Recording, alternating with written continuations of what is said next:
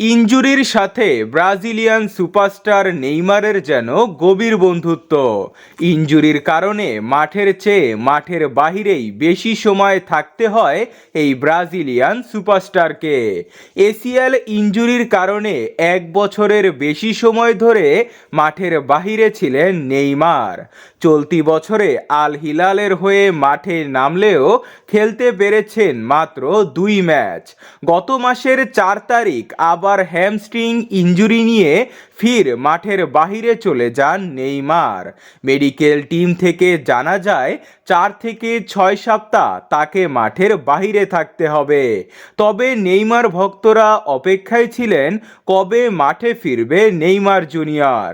তবে অবশেষে নেইমার তার ইনজুরি থেকে রিকভারি করেছেন। তিনি মাঠে ফেরার জন্য ইতিমধ্যেই কাজ শুরু করে দিয়েছেন। মাঠে ফেরার জন্য আল হিলালের ট্রেনিং ক্যাম্পেও যোগ দিয়েছেন।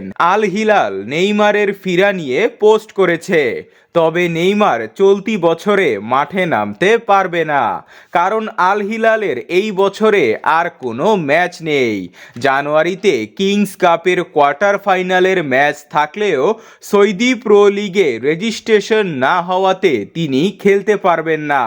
ফেব্রুয়ারি মাসে এএফসি চ্যাম্পিয়ন্স লিগের ম্যাচে নেইমারকে দেখা যাবে। ওদিকে ব্রাজিলের সর্বকালের সেরা খেলোয়াড় রোনালদো নাজারিও, যিনি শুধু ব্রাজিলের নয় ফুটবলের সর্বকালের সেরা R9 খ্যাত রোনালদো সিবিএফ এর সভাপতি হবে এমন একটা গুঞ্জন চলছিল। তবে অবশেষে সেই গুঞ্জনই সত্যি হলো। রোনালদো নিজেও বলেছেন তিনি সিবিএফ এর বোর্ড প্রেসিডেন্ট হতে চান ও নির্বাচন করতে চান। 2025 সালের মার্চ মাসের শেষে থেকে 2026 সালের আগ পর্যন্ত কোনো এক সময়ে এই নির্বাচনটা হবে।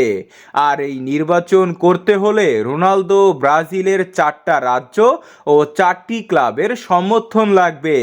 তিনি খেলোয়াড় হিসাবে ব্রাজিলকে ফিরাতে না পারলেও সভাপতি হয়ে কিছু করতে চান, কারণ ব্রাজিলের বর্তমান অবস্থা ভালো না।